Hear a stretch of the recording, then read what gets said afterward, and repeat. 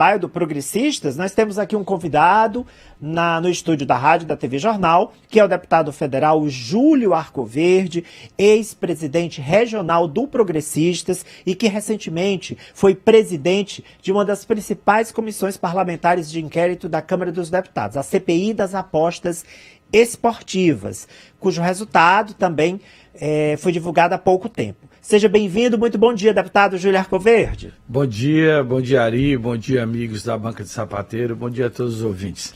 Deputado, o senhor presidiu a Comissão Parlamentar de Inquérito. Aqui no programa a gente mostrou ao longo da comissão as investigações. E qual foi o desfecho da CPI, deputado? Pronto, Ari. Primeiro agradecer por poder comunicar ao povo do Piauí como foi o andamento da CPI. Fizemos um plano de trabalho, esse plano foi totalmente executado pelo presidente, o deputado Júlio, pelo relator Felipe Carreiras, e dentro desse plano de trabalho tinha oitivas em relação não só ao que desencadeou esta operação, essa CPI, que foi uma operação do Ministério Público de Goiás. Ouvimos também representantes das empresas de apostas, representantes da CBF, representantes do Sindicato dos Árbitros, e nos sentimos satisfeitos com o que foi obtido nessas oitivas. O relatório apontou que nenhuma competição do Brasil foi abalada em relação à Série A, Série B e Série C por conta dessa manipulação, que nenhuma empresa de bets, de apostas, estava envolvido nessas manipulações, pelo contrário, eram vítimas dessas manipulações, e que essas manipulações ocorreram diretamente ligadas a jogadores e corretores de jogadores. Mas nenhuma dessas manipulações mexeram com os resultados, alteraram os resultados, né, das competições. Nem da Série B, nem da Série A, nem da Série C. Ou seja, foram ilícitos ali que foram engendrados, que foram praticados por atletas e criminosos, mas não envolveu a organização dos sites de apostas ou dos próprios campeonatos, né? De maneira nenhuma. Inclusive, esses ilícitos aconteciam até entre conhecidos, corretores de apostas e jogadores conhecidos. Nunca teve uma amplitude maior como uma formação de quadrilha em relação a esse tipo de indício de vício. Deputado, e os senhores sugeriram medidas para, daqui em diante, tornar a fiscalização mais rigorosa, para evitar que no futuro haja repetição desses crimes envolvendo as apostas? Paralelamente, essa CPI foi punitiva e propositiva. A gente, junto com a Superintendência da Secretaria de Fazenda, que trata da regulação dos jogos, nós fizemos um trabalho, fizemos algumas proposições que foi aceita já na MP, encaminhada ao Congresso, e assim foi formatado esta nova MP para a regulamentação dos jogos, e as penalidades desses jogadores já existem no Código Brasileiro de Esporte, que é tratado no STJD da CBF, do Tribunal de Justiça Desportiva. Apenas como ampliação dessas penas, nós tivemos com a anuência da FIFA, aqueles jogadores que eram punidos no Brasil, e iam jogar em times do exterior. Então houve um acordo da CBF com a FIFA, por conta da CPI, por conta dessa questão, dessas manipulações, que o jogador condenado no Brasil não poderia exercer a profissão em nenhum país fora, país no exterior, cumprindo sempre a pena estipulada pelo STJD. Isso é muito importante porque esse tipo de punição, né, ele leva o jogador a pensar 2, 3, 4, 5, 10 vezes, porque compromete a carreira dele internacionalmente, mexe no bolso, porque a gente sabe que quando ele vai para fora ganha mais dinheiro, então ele inibe, né, o jogador de cair nessa tentação, né, deputado? Nós tivemos jogadores que foram condenados pelo banimento, imagina, não jogar mais futebol, o esporte que ele sabia fazer, a profissão, como tivemos jogadores que pegaram multa de 360 dias, de 120 dias, dependendo dos casos analisados pelas câmaras do STJD. Então, acho que foi punitivo e propositivo e valeu a pena. Ela está publicada no site. Quem tiver curiosidade, que quiser conhecer, o relatório final está publicado no portal da CPI da manipulação dos jogos da Câmara Federal. Na sexta-feira, no quadro Jogo do Poder, que vai ao ar, inclusive aqui na rádio, na 90.3, dentro do programa agora, né, que é apresentado pelo nosso colega Amadeu Campos, a gente mostrou, aliás, o jornalista Ananias Ribeiro, que apresenta diariamente um programa aqui na rádio também, o Ciência Política, de 8 às 9h30, ele trouxe a seguinte informação, que o vereador Aloysio Sampaio, que é presidente municipal do Progressistas aqui em Teresina, ele é o presidente do PP de Teresina, vereador da capital, ele pode assumir um cargo no Ministério do Esporte, que é comandado pelo deputado federal André Fufuca, do Progressistas. Com isso, ele abriria espaço na Câmara de Vereadores para o suplente Victor Linhares, Vitor dos Cachorros. Foi esse nome que ele usou na campanha de 2020. É um nome proeminente do Progressistas, porque é o presidente do partido na capital, ocupando um cargo de confiança no governo Lula. O senhor se opõe, caso isso se confirme? Não, de jeito nenhum. Eu acho que do jeito que foi feito com o ministro Fufuca, com outros tipos de ministros, a decisão do partido é que todos aqueles que aceitem um cargo no governo Lula automaticamente têm que deixar a direção do partido. E assim nós vamos exigir do vereador Aloysio. Eu não sei como é que é a parte legal, se ele pode ou não pode, dependendo do regimento da Câmara, mas o que eu posso garantir às pessoas é que ele assumindo um cargo desse, por vontade própria dele, ele vai ter que largar a direção municipal do partido.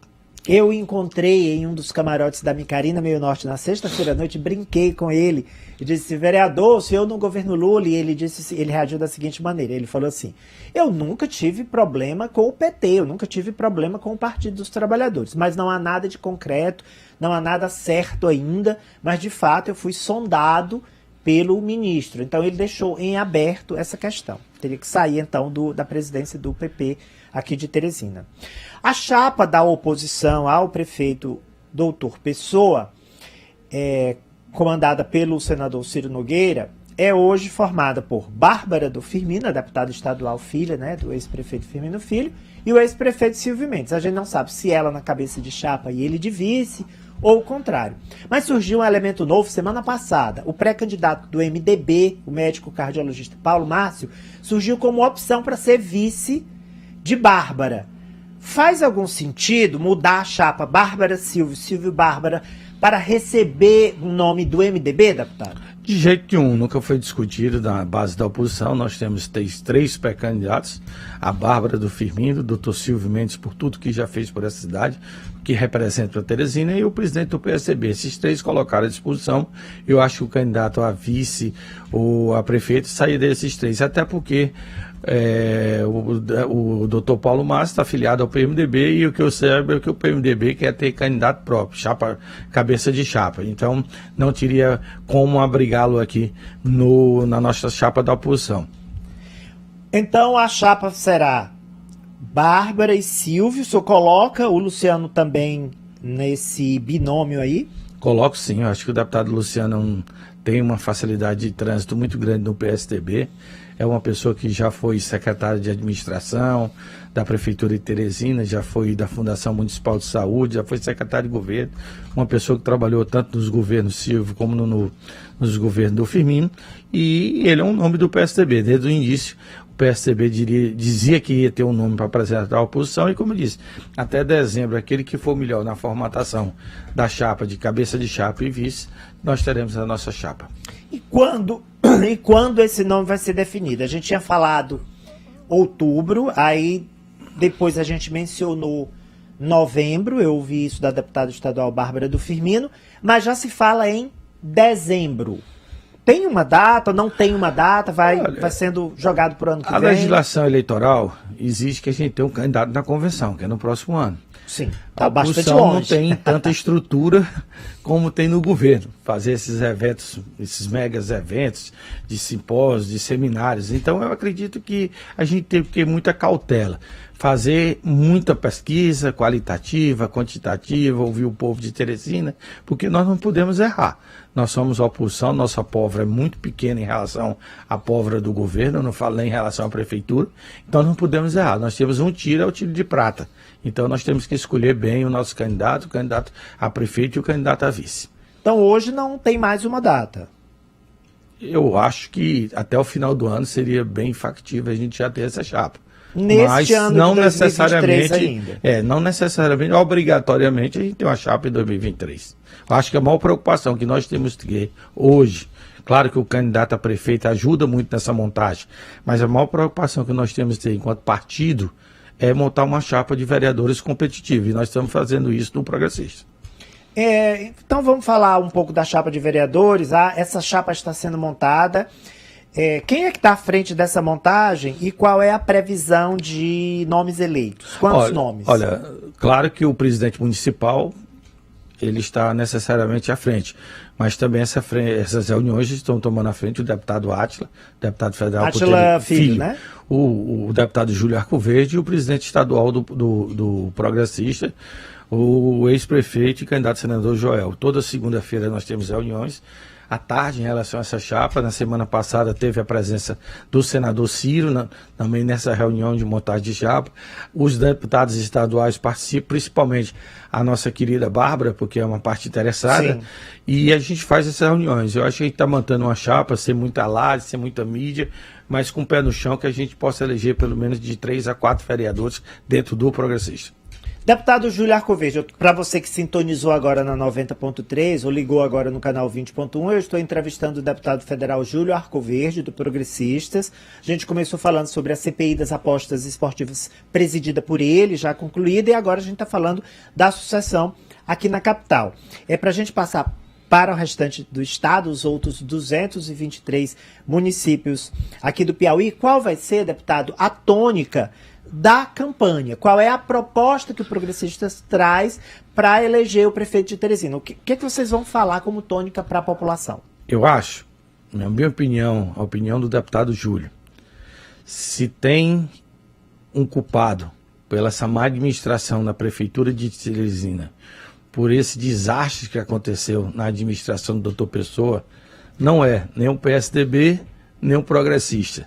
Nós estivemos juntos com o Kleber, nós trabalhamos junto com o Kleber, com o Firmino, nossa chapa era Kleber e R. Silva, e nós mostramos o perigo de uma mudança desastrosa que aconteceu nessa cidade, como aconteceu agora. Agora, quem fez campanha para o doutor Pessoa foi o PMDB de Demis Filho, que era o partido toda a dele parte à de estrutura. Época, né?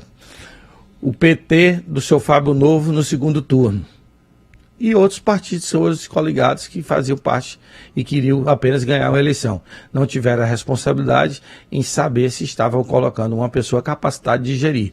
Hoje, Teresina, o doutor Pessoa acabou com a saúde da cidade, que era uma referência, acabou com a educação, que era uma referência, acabou com a assistência social de Teresina, que era uma referência. Hoje você entra nas cidades de Teresina, você anda, é mendigo, pedinte para todos os lugares. Isso aqui não acontecia em Teresina, e agora vai acabar com o comércio do centro, que já está totalmente destoriado, como dizem as pessoas, destruído em relação a essa intenção dele de voltar aos ambulantes. Quer dizer, é botar um serviço que foi feito principalmente pelo Dr. Silvio, criando o shopping do Camelô, um desgaste muito grande, e voltar atrás para que possa destruir o nosso tão combalido centro da cidade, que já está da maneira que está. Hoje o Progressistas, ele é o maior partido no interior do estado, detém o maior número de prefeitos. A atualização tem 64. Todo dia eu vejo uma fofoca nova de um progressista tirar foto ou com um PMDBista ou com uma pessoa do PSD e diz assim, vai se filiar, tal. Aí eu mando conferir lá na frente, ninguém se desfilia. Tá entendendo? Continua lá. Eu ando no gabinete do senador Ciro, aquelas pessoas que geraram foto estão lá no gabinete do Ciro, pedindo emenda, ajuda, porque achando que o Ciro consegue liberar essas emendas, tudo. Então, até agora está tudo tranquilo. A debandada foi menor do que eu imaginava. Até porque eu costumo brincar. O governo também não está saindo nada, está igual a oposição. Então, tem 60 e poucos prefeitos. 64. 64, né? No ano que vem, qual é a meta? Manter esses 64, ampliar, a previsão de perda? Assim, eu acho que o progressista, nós não estamos aqui, nós somos malucos de achar que vamos manter a quantidade de prefeitos, porque nós somos oposição a nível municipal, a nível estadual e a nível federal. Então a tendência é cair. O pessoal gosta de poder e gosta da expectativa de querer arrumar uma emenda, e claro, isso é justo.